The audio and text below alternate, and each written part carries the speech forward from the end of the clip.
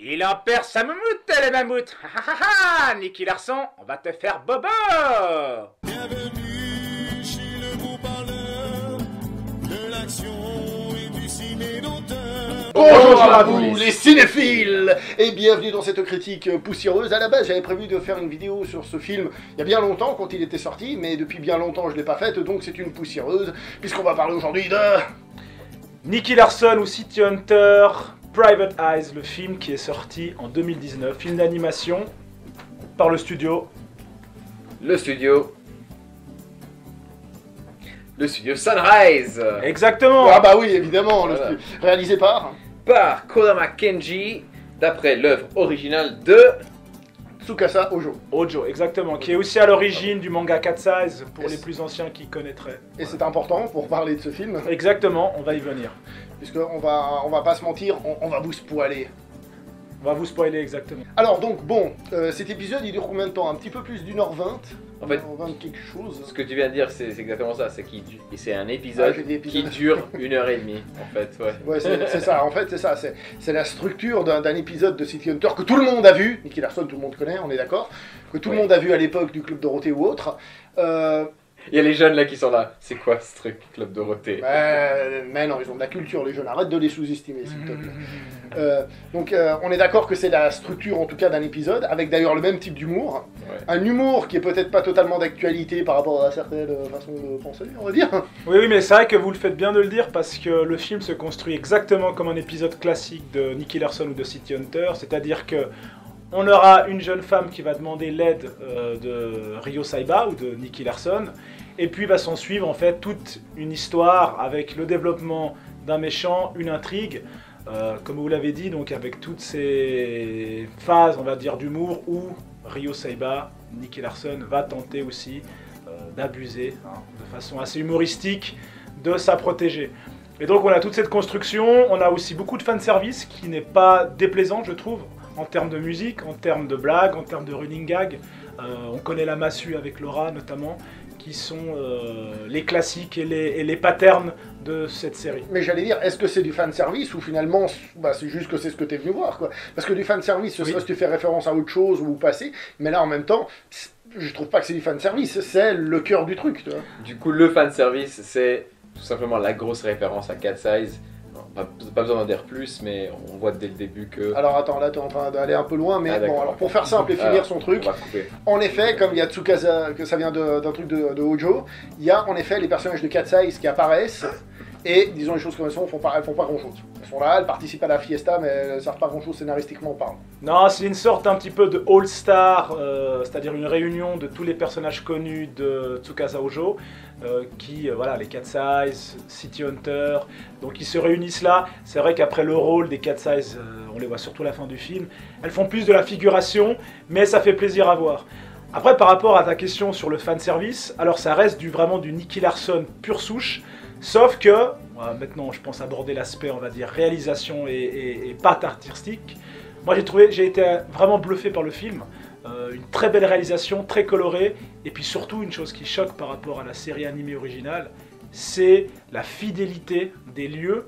On reconnaît vraiment des quartiers de Tokyo, des lieux dans Tokyo, que ce soit la gare de Shinjuku ou autre, et donc ça c'est très bluffant, on se croirait vraiment au Japon, avec une actualisation, c'est-à-dire que les gens ont des smartphones, toute cette technologie finalement arrive dans l'univers de City Hunter. Et donc voilà, l'aspect graphique, la fidélité des lieux, pour moi m'a complètement bluffé et m'a vraiment régalé. Donc, Et j'ai envie de parler de fidélité par rapport à l'animé qu'on avait, parce qu'on retrouve une caractérisation des personnages qui est comme on le faisait à l'époque, c'est pour ça, c'est City Hunter, on n'est pas face à autre chose, on est dans Nicky Larson, bien sûr, tout à fait. mais avec forcément une fluidité des mouvements, une animation améliorée, très, très moderne, ce qui fait qu'on n'est pas perdu, mais en même temps c'est très beau, comme tu dis, on s'en prend plein la gueule au niveau de la modernité de la chose. Ouais, les combats par exemple, Exactement. tout ça, l'action est bien plus visuellement bien faite.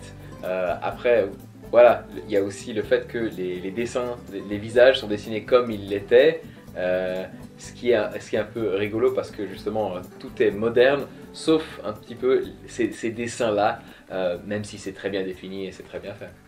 Exactement, alors c'est vrai qu'à l'époque dans les animés pour les combats, pour la plupart du temps, donc on n'était pas dans un film d'animation, on était clairement dans une série animée qui me semble était produite par la Toei si je ne m'abuse. Donc on avait souvent des images fixes qui étaient vues de façon dynamique, mais c'était des images fixes, alors que là on a vraiment de l'animation. Donc finalement ça reste, le fond reste le même, mais la réalisation, l'enrobage, l'apparence du film a clairement évolué. Et puis, voilà, moi en tout cas, c'est vraiment un gros point fort du film, c'est l'aspect graphique, l'aspect dessin, l'aspect animation, très coloré, très beau, vraiment un film qui fait plaisir. Mais voilà, si vous aimez City Hunter, vous ne serez pas déçus. Et puis voilà, à contrario, si vous n'aimez pas, bah, malheureusement, cela ne va pas, je pense, vous faire changer d'avis. Mais je pense que c'est une bonne porte d'entrée pour quelqu'un qui voudrait connaître, mais peut-être que justement l'animation à l'ancienne, il a un peu de peine et tout. Avec ce film, il peut se permettre de voir ça parce qu'on a dit c'est une structure, ça ressemble à un épisode avec tout ce qu'il y a de City Hunter, de Nicky Larson.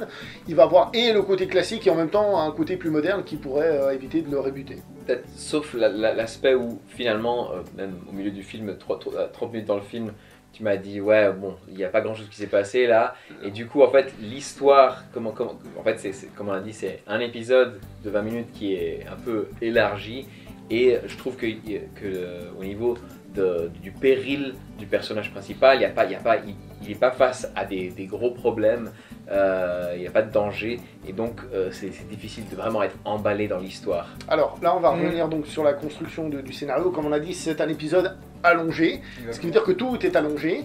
Et au bout d'un moment, moi personnellement, au bout d'une demi-heure, j'ai commencé à trouver que c'était un peu longuet, parce qu'en effet, je fais un peu le Nicky Larson, un peu l'obsédé, etc. C'est rigolo, mais au bout d'un moment, j'ai trouvé que c'était un peu long. J'ai trouvé que la longueur n'était pas forcément justifiée par le scénario en lui-même. Tout à fait, tout à fait. C'est que, comme tu l'as très bien dit, on est vraiment sur une construction classique, vraiment très classique, un épisode de Nicky Larson, mais sur un film qui dure presque 2 heures.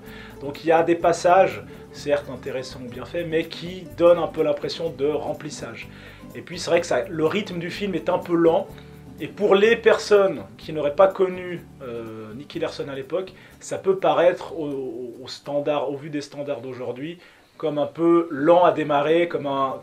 Voilà. Et c'est vrai que ça peut en rebuter plus d'un.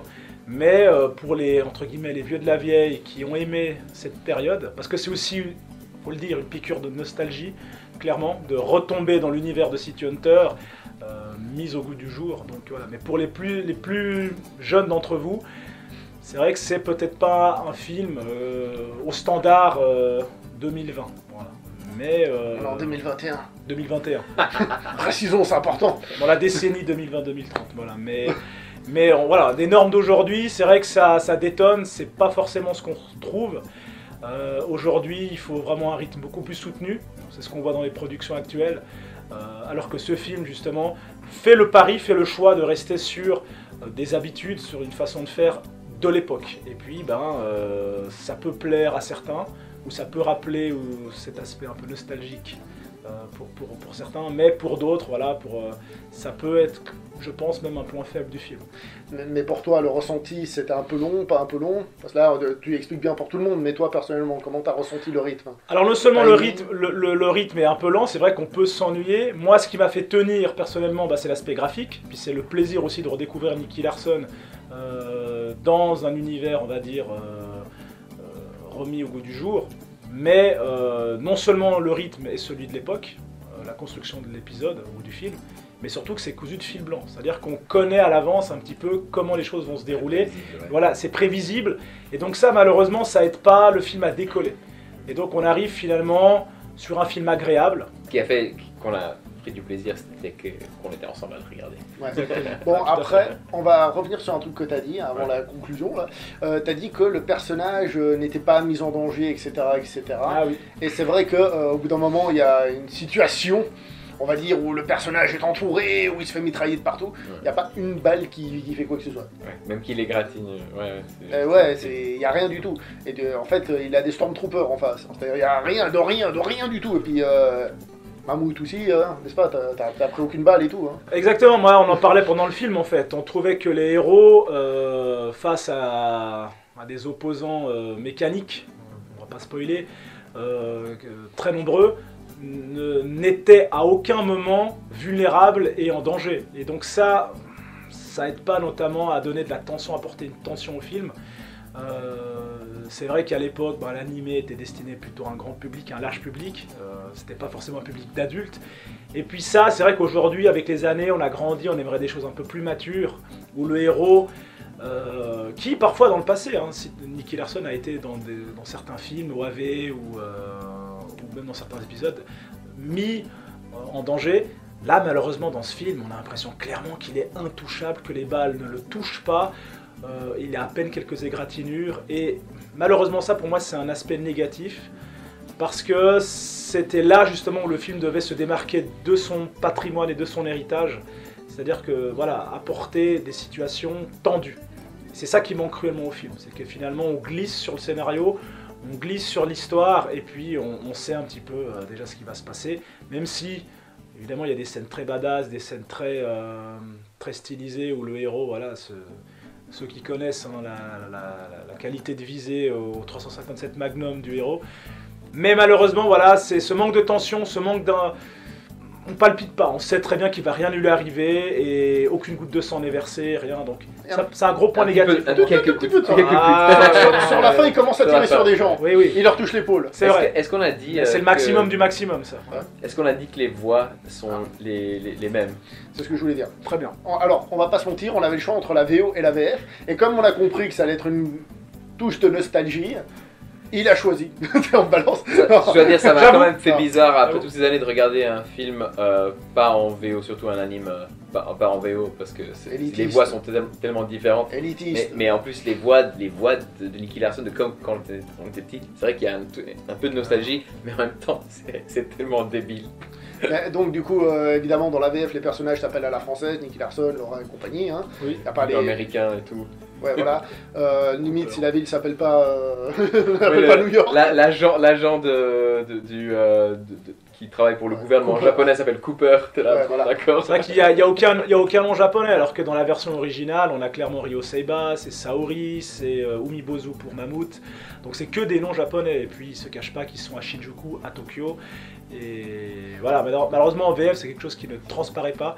Et puis juste peut-être pour rebondir sur la VF, alors malheureusement, vous l'avez vu en introduction, on a le doubleur de l'époque qui faisait la voix de tous les méchants, qui s'appelait Monsieur Sarfati, je sais plus son prénom, qui est cette voix légendaire qui a donné la réputation de l'animé en français. Malheureusement, il est décédé, donc ça manque en fait. C'est-à-dire que la nostalgie prend, mais pas totalement. Mais en tout cas, les doubleurs pour Laura et pour Nicky Larson sont les mêmes, même si la voix quand même a légèrement changé, je sais pas ce que vous en pensez. Les années passent. Voilà, les années passent, mais on reconnaît quand même, le 30 travail ans est fait. passent, ouais. Tu les sens passer. Non, mais ça va, franchement. Non, je Au début, sais. peut-être t'as un petit peu de difficulté, mais après t'es dedans. Hein, et Bah, puis ça va pas marquer. Et tu t'y retrouves, hein, moi je trouve. Hein. Donc c'est une bonne version, mais clairement, si vous n'êtes pas de cette période, clairement regardez-le en japonais sous-titré, donc en VO sous-titré français. Où, voilà, c'est beaucoup mieux je pense, surtout quand on sait la qualité des seiyuu, donc des doubleurs au Japon qui font toujours un travail, la plupart du temps, de très bonne facture. Donc voilà. Mais pour finir sur cette VF, j'ai envie de dire que c'est justement une VF qui est aussi dans la continuité de ce qui se faisait à l'époque. Donc c'est-à-dire qu'à l'époque on avait un Nicky Larson qui n'était pas un City Hunter, et cette VF, eh ben, elle est faite pour ceux qui continuent dans cette lancée. Donc on a une VF Nicky Larsonienne, et si on veut du City Hunter, alors c'est plus la VO. Mais finalement, comme à l'époque, c'est dans la continuité. C'est pour ça que ça me dérange pas. Comme ça les gens ils ont le choix et ils font comme ils veulent. Tout à fait, donc on peut prendre le film sous deux angles différents, le nostalgie ou l'aspect on va dire original avec les voix japonaises, et puis on sera peut-être dans quelque chose de plus travaillé, plus mature, et donc voilà, à chacun de décider ce qu'il a envie d'entendre. Sinon, encore un petit défaut d'une certaine manière, c'est les méchants. Oui. J'ai trouvé qu'il manquait un peu de charisme, et même leur super projet de la mort qui tue, il est un peu tiré par les poils des fesses. Ouais, totalement, j'aurais pas pu le dire mieux. Le coup des poils des fesses? Ouais. D'accord, merci. Merci. Qu'est-ce qu'il peut dire lui alors? Non mais par rapport aux méchants je suis d'accord, après c'est malheureusement une chose qu'on voit très souvent dans la série, c'est qu'il y a très peu de méchants qui ont du charisme et qui sont vraiment des menaces pour le héros. Enfin des antagonistes de qualité dans City Hunter, dans le manga oui je sais qu'il y en a quelques-uns vers la fin du manga, mais dans la série animée il y en a très peu. Et puis malheureusement, bah, c'est un peu le cas aussi ici. C'est qu'on a des méchants qui se présentent bien, mais qui ne sont finalement pas une menace. Et puis surtout, il y a un côté un peu enfant gâté du jeune entrepreneur qui veut contrôler le monde. Non mais leur plan. Donc quand même. c'est non, Oui, c'est leurs un peu. motivations, elles voilà. sont un peu Je veux dire, vides. Faut C'est qu'on ça, parle de leur c'est ça. plan quand même. Voilà, non mais vas-y. Attends, parce vite que- fait, vite non, je fait, suis on d'accord. va simplifier, hein, Ouais. on va sans trop vous Pour raconter. qu'il y ait plus de... Voilà, leur plan, c'est de faire une guerre à Tokyo. C'est pas de vendre des armes, c'est de faire une guerre à Tokyo. Qui est une guerre à Tokyo. Donc faut être motivé quoi. Faut être con. Pardon, désolé, c'est sorti tout seul. Donc voilà quoi. Bref, alors ton avis Ouais. final, sauf si t'as un truc à rajouter. Si quelqu'un- Non, c'est. Alors ton avis final, C'est passable. c'est pas ça. Non. Moi je trouve que c'est vachement cool, un peu de nostalgie mais dans la modernité, c'est-à-dire qu'on a la nostalgie mais aussi les qualités un peu de la modernité. Il y a des défauts, c'est du Nicky Larson, on a eu du Nicky Larson, on est content. Après, c'est sûr, c'est pas le film qui va rester dans les annales de l'histoire, qui va révolutionner quoi que ce soit. Et bah, c'est presque dommage que ça ne soit pas plus, mais au moins on a déjà ça. Alors voilà, moi je suis d'accord avec vous. C'est vrai que pour donner ma conclusion, on a un film qui fait, comme on l'a dit à plusieurs reprises, du Nicky Larson, qui ne va pas prendre de risques pour essayer de changer un peu la formule ou pour la rendre un peu plus accrocheuse. Voilà, il reste dans ce qu'il sait faire de bien, il fait du Nicky Larson. L'aspect graphique, vraiment, ça m'a vraiment marqué, très très beau. Je pense que je le reverrai d'ici quelques temps pour ça. Sinon, ça m'a fait du bien de le voir. Voilà. Pour ceux qui sont curieux, je vous invite à le voir. Un film de, je pense, de qualité, qui ne surprendra pas et qui ne changera pas l'histoire de l'animation japonaise, mais qui fait ce qu'on lui demande de faire et puis qui le fait bien. Voilà, Excellente conclusion. voilà, je pense que t'as tout dit là. Mais maintenant, toi tu dois dire des trucs. Quels sont ces trucs? Vas-y, la dernière fois tu les as dit en italien. Maintenant. Oh mais non. Vas-y, tu nous dis en quelle Pourquoi c'est langue? toujours En moi japonais, comment on dit abonne-toi en japonais? Ah, je sais pas comment on dit. Je sais pas comment on dit. Ja, arigatou gozaimashita! Voilà, et du même acheté. Mata atode! Voilà. Sayonara! Sayonara! Baka, baka. Bon, bref, abonnez, likez, commentez, partagez, clocher. Et on se voit prochainement pour une prochaine vidéo. Si vous l'avez aimé, mettez un pouce. Si vous l'avez aimé, mettez un pouce. Si vous m'aimez, mettez un pouce. Et si vous nous aimez les trois, mettez 3 pouces, c'est pas possible. Allez, ciao tout le monde. Ciao! Bienvenue chez le beau parleur de l'action